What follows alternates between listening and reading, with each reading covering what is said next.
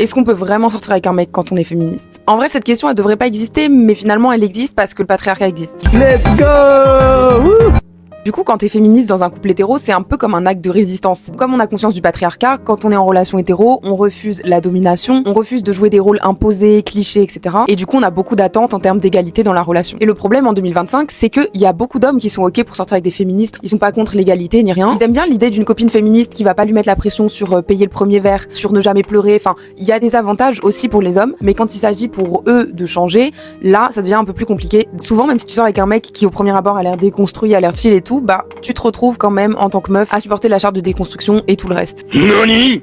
Du coup, est-ce que c'est possible de sortir avec un mec quand t'es féministe? J'ai quand même envie d'être optimiste et de dire oui, mais par contre, je pense que c'est compliqué de ne pas faire de concessions, surtout en 2025 où on commence à se déconstruire, mais c'est de la déconstruction, donc forcément faut reconstruire. Nous les meufs, on reproduit des schémas qu'on a déjà vus, même si on veut plus être comme ça, pareil pour les mecs, mais surtout il faut être avec un homme qui est vraiment là-dedans, qui a envie de changer, déjà pour lui-même, pas forcément pour le couple, pas forcément pour toi, mais qui a envie de changer pour être un meilleur mec, et qui a vraiment envie de remettre son éducation patriarcale en question. Il faut que ce mec voit le féminisme comme une opportunité de progresser, d'être une meilleure personne, mais il faut pas qu'il voit ça comme un obstacle, sinon c'est mort. Et sinon, si vous voulez pas vous prendre la tête, sortez avec des meufs, je pense que c'est quand même bien plus simple.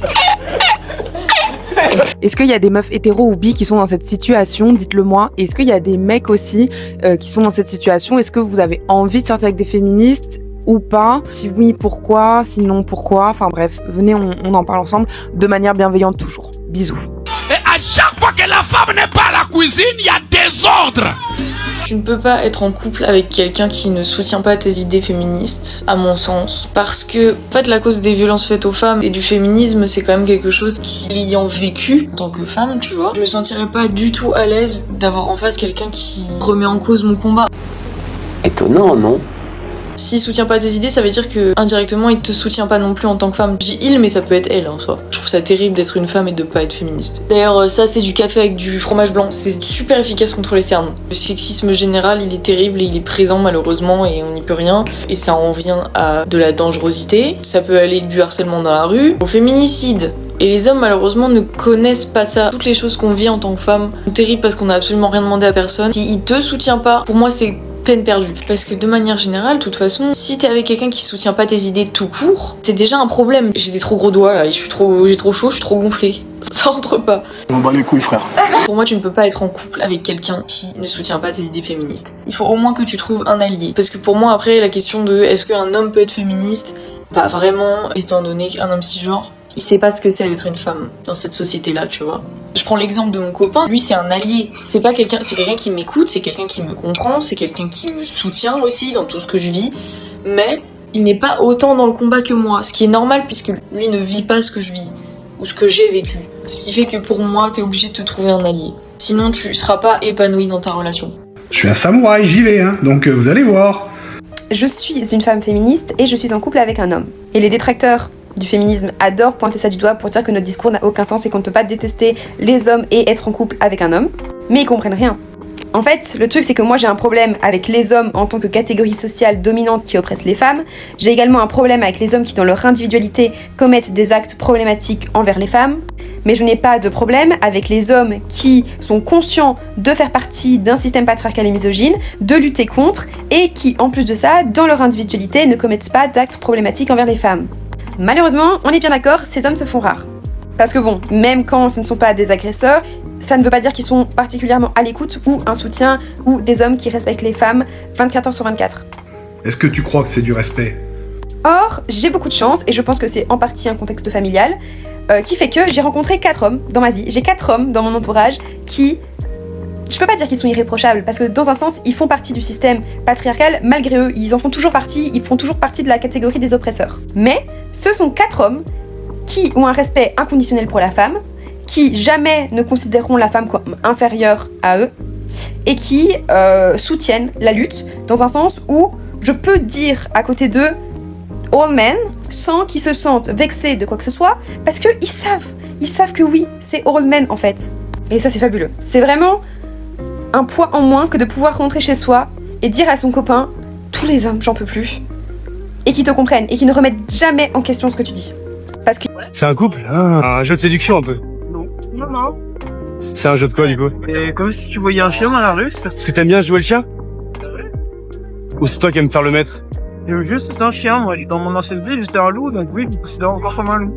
Parce qu'il te croit à 100%. Et qu'il sait. Et qu'il a compris. Je disais que c'était aussi un contexte familial, c'est parce que j'ai un papa formidable. Alors déjà, j'ai un papa, ce qui se fait très rare. What? J'ai un papa qui a rencontré ma maman quand ils avaient tous les deux 16 ans, que ça fait 33 ans qu'ils s'aiment d'un amour inconditionnel, et que mon père voue un respect à ma mère comme pas possible. Je devrais trop vous lire les textes qu'il écrit à ma mère, encore aujourd'hui, hein, au bout de 33 ans. Mon père est la personne la plus romantique du monde. Mais surtout, mon père est un homme blanc, de 50 ans, hétérosexuel, qui a grandi forcément avec tous les trucs du patriarcat, et qui pourtant, depuis 40 ans, se déconstruit tous les jours, et même si parfois il y a des petits trucs un peu, du patriarcat qui ressortent, hop là, on le coupe net, on lui dit ça, non, il comprend et il ne refait pas. Et en vrai, c'est ça le plus important. Ça, c'est mon papa.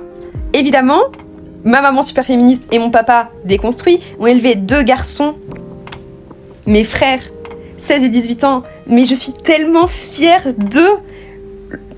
Ils sont incroyables. Mais ils sont tellement féministes, c'est fou. Enfin, je sais, il y a certaines femmes qui ne veulent pas dire que les hommes sont féministes. Juste, j'utilise ce mot pour dire que ils dédent ça. Here we go again. Ils sont là, ils insultent les gros masculins. Je les adore. Et ça montre bien que l'éducation, ça fait tout, et que laisser les jeunes garçons regarder du contenu masculiniste ou de mouvements incel, ça va nous mener à notre perte. Alors que bien éduquer les garçons, mais c'est tellement la solution à tout. Enfin voilà, j'ai un papa formidable, j'ai 2 frères incroyables, donc forcément, pour moi, l'homme qui allait m'accompagner pour toute ma vie, je suis hétérosexuelle, donc voilà, je savais que j'étais attirée par les hommes. Je n'avais pas d'autre modèle dans ma tête que ça. Parce qu'en fait, c'est pas... Pour moi, mon contexte familial n'est pas un monde féerique de bisounours. C'est genre juste la normalité. C'est normal d'être traité à égalité que ses frères, c'est normal que son père traite parfaitement sa mère, c'est normal qu'il n'y ait pas de jeu de supériorité ou de domination nulle part. Genre, c'est juste normal. Du coup, forcément, en grandissant avec ça, je pouvais jamais tomber sur... Enfin, me mettre avec quelqu'un qui ne faisait pas vivre ça. Bon, j'ai eu aussi énormément de chance de tomber sur l'amour de ma vie à 20 ans, que ce soit un homme parfaitement déconstruit, qui a été élevé par une mère célibataire et par 2 sœurs, qui a plein d'amis filles. C'est un giga green flag. Ça veut dire qu'il peut côtoyer des femmes sans les voir comme des proies, et juste comme des êtres humains. Donc, ça fait beaucoup de facteurs chance mis ensemble pour que je me retrouve avec 4 hommes autour de moi que je peux considérer comme formidables, et qui du coup rentrent dans cette petite partie des hommes qui ne sont pas problématiques.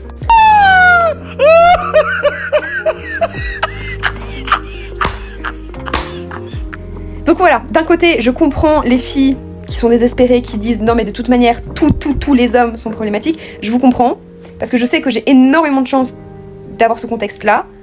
Mais je vous jure qu'il y en a encore. Vraiment, ils sont pas nombreux du tout. Et je suis tombée sur des grosses merdes avant mon copain. Mais ils existent. Et pour les mascus qui disent ah bah gna gna gna, t'es misandre et t'as un papa et un copain, oui, ça change rien. Et si t'as toujours pas compris ça après 5 minutes de vidéo, c'est que vraiment t'as 2 neurones, t'as le petit singe qui tape des mains comme ça dans le cerveau. Bisous. Ok. Bonjour, est-ce qu'on peut normaliser le fait d'être attiré physiquement par d'autres personnes quand on est en couple ? Parce que moi je vois plein de vidéos sur les réseaux sociaux en mode genre si elle est attirée par quelqu'un d'autre c'est qu'elle ne t'aime plus. Non. Déjà, il va falloir apprendre à différencier le sexe de l'amour. Tu peux être attiré par quelqu'un physiquement, sexuellement, sans pour autant tomber amoureuse de cette personne ou amoureux de cette personne. Je pense aussi qu'il faut arrêter d'être hypocrite. Dire que quand tu es en couple avec quelqu'un, tu ne vois plus personne, que plus personne n'est attirant à tes yeux, etc., etc. Pour moi, c'est se mentir à soi-même et mentir au monde entier. Déjà parce que l'attirance physique, elle a quelque chose de biologique, des choses qui ne sont pas contrôlables. Donc reprocher à quelqu'un d'être attiré par quelqu'un d'autre pendant qu'il est en couple, c'est lui reprocher d'exister et que son corps fonctionne genre naturellement et normalement. Ce qui n'a pas trop de sens. Genre se dire qu'on n'est pas attiré par des gens et dire surtout à son partenaire qu'on n'est pas attiré par des gens et se priver de cette attirance-là, c'est emmagasiner une frustration et des mensonges qui sont des choses pas très très sympas à emmagasiner dans un couple et qui souvent mènent à une rupture. Bref, je suis attirée par d'autres personnes que ma partenaire. Elle le sait, elle en a conscience et elle s'en bat les couilles. Parce qu'à la fin, au final, à la fin de la journée, à la fin de la semaine, à la fin du mois, à la fin de l'année, c'est toujours avec elle que je partage ma vie et c'est toujours elle que je choisis pour être mon partenaire de vie. Donc ça n'a aucune importance. Voilà, bisous. Tu seras heureux. Beaucoup de femmes blanches hétéros devraient se poser des questions sur leur féminisme, sachant qu'elles sont avec un vieux mec qui ne veut pas qu'elles gagnent plus que lui et qui ne veut pas que leur fils soit gay. Plutôt que de farfouiller et de fouiner et de critiquer et de juger le féminisme d'autres femmes qui ont une autre religion, une autre ethnie, un autre pays qu'elles, parce que son féminisme n'est pas forcément meilleur que celui qu'elle critique. Oh my god, qui a dit ça? Moi? Quelle humiliation! Quelle humiliation! Hello! Suite à une de mes vidéos que j'ai publiée ultra récemment, plein de commentaires sur le féminisme et une autre créatrice de contenu a repris ma vidéo pour appuyer un argument, appuyer son point de vue parce que elle est féministe, etc. Bon bref, chacun fait ce qu'il veut. Je ne citerai pas cette personne parce que contrairement aux autres, je respecte le travail des autres et je respecte l'opinion des autres. Bref, pour ceux qui ont vu la vidéo, vous savez de quelle personne je parle. Simplement vous dire ici en 2 secondes pourquoi est-ce que je ne suis pas féministe et quelle vision j'ai en fait de la femme au sein de la société et du couple. Je vais pas argumenter 1000 ans parce que honnêtement, je vous avoue que c'est pas une question qui m'obsède nuit et jour. Simplement, par définition, le féminisme place l'homme et la femme sur un pied d'égalité. Donc en soi, dans certaines circonstances, oui, je veux bien. Par exemple, dans le monde du travail, pour un même travail fait en même temps et à titre égal, genre pour un travail égal, je suis d'accord qu'une femme et un homme doivent être payés pareil. Jusqu'ici. En fait, le féminisme, c'est pas uniquement ça. Le féminisme, en fait, place l'homme et la femme sur un pied d'égalité dans tous les domaines de la vie. Et je suis désolée, guys, mais je pense pas que ça soit vrai. Je pense pas que l'homme et la femme soient égaux, tout simplement parce qu'on est nés différents. Chacun a ses points forts et ses points faibles. Et ce n'est pas dénigrer un des partis, dire que l'homme et la femme ne sont pas égaux. Physiquement parlant, vous pouvez dire ce que vous voulez, mais les hommes ont plus de force que de femmes. Par exemple, dans une compétition sportive, les compétitions sont pas mixtes, tout simplement parce que les hommes ont plus de force et c'est pas grave. Enfin, c'est comme ça. Les femmes ont par exemple plus d'énergie émotionnelle. Enfin, je veux dire, chacun a ses avantages et ses inconvénients. Et en fait, le but d'un couple et le but d'une relation, d'une famille, c'est la complémentarité. Vous voyez ce que je veux dire? Enfin, il n'y a pas un parti qui remplace l'autre. Bien évidemment, dans les couples homosexuels, ça peut être différent. Là, je n'évoque pas les couples homosexuels, j'évoque les couples hétéros. Vision des choses, tout simplement. Encore une fois, chacun est libre de penser ce qu'il veut. Les féministes ont probablement leur raison de l'être. Je ne critique pas. Honnêtement, je vais pas aller chercher qui pense quoi. Enfin, j'ai autre chose à faire de mes journées. Mais enfin bref, voilà, je sais pas si ça a pu vous être utile, j'espère. Et gros bisous. Sinon, toi, tu fais quoi dans la vie? Parce que moi, je suis intermittente du spectacle. J'ai monté ma troupe de théâtre éco-responsable avec quelques potes. Tout ça en toute bienveillance, évidemment. Tu vois, moi, je suis en couple libre, polyamoureux, dans une relation non monogame et éthique. Voilà, comment? Non, alors ma meuf est pas au courant, mais moi j'ai lu 15 fois Virginie Despentes, Mona Chollet, ça c'est vraiment de la vraie lecture féministe, hein, attention, hein, je te le prêterai si tu veux. Non, c'est bon, laisse-moi. C'est quand je pense à tout ce que subissent les femmes, ça me fait pleurer. Tu sais, le consentement pour moi c'est hyper important. Quand une femme me dit qu'elle ne veut pas coucher avec moi, j'insiste pas plus de 3-4 fois. Juste qu'elle soit sûre de... T'es sûre de toi, Pour moi, c'est hyper important de comprendre ce que vivent les femmes. Hein. C'est pour ça que quand elles repartent d'ici, elles sont là en mode « Oh, merci Étienne, tu m'as fait tellement jouir et tout. » Bref, je fais ce que je peux. Tu sais, ici, tu peux vraiment te sentir comme une safe place. Hein. J'ai mis des serviettes hygiéniques dans les chiottes. Tu te sens comme chez toi. T'es vraiment sûre pour... Non. Sinon, j'ai un podcast aussi sur la masculinité toxique. En fait, on parle pendant 2 heures avec des hommes sur à quel point les hommes prennent beaucoup d'espace dans notre société. Vous devriez l'écouter, c'est super, ça t'apprendrait plein de trucs. T'es sûr que tu veux toujours pas... Non? On va me faire crever, c'est con. Si tu as un mec, il en pense quoi? Ce qu'on va faire, ça va être simple, c'est que du coup, on va lui demander directement, histoire de voir ce qu'il en pense. B. Ouais.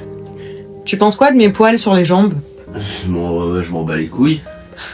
Est-ce qu'à un moment donné, ça t'a dérangé que j'ai des poils sur les jambes? Pourquoi ça me dérangerait? Je sais pas, il y a des mecs dans les commentaires qui disent c'est pas doux pour les câlins. Je fais pas des câlins à tes jambes. C'est bizarre, c'est qui ces gens qui font des câlins à des jambes? Je sais pas, je suis d'accord. Il y a des gens qui prennent des jambes comme ça, ils font des câlins aux jambes, je comprends pas. Bizarre. Moi j'ai une question pour toi, ça te dérange quand on se fait des câlins que j'ai des poils aux jambes? Non, ça me dérange pas. Bon, voilà. On va en venir à autre chose. Les poils aux aisselles, on est d'accord mon cœur? Tu les enlèves? Ouais, moi je me rase. Voilà, lui il se rase sous les aisselles, moi non. Est-ce que ça te dérange que j'ai plus de poils sous les aisselles que toi? Non, c'est ce qui me dérange chez moi d'en avoir, quoi. Mais moi quand j'en ai, tu t'en fous? Non, vu que c'est pas sur moi, je m'en fous. Ça me change rien en fait. Voilà. C'était vraiment très intéressant. Fin du Kali Yoga. Conscience des minéraux, ouverture du coffre mathématique. Les golems ne sont pas prêts.